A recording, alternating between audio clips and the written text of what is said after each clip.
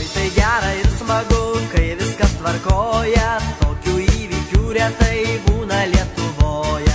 Oi tai gera ir smagu,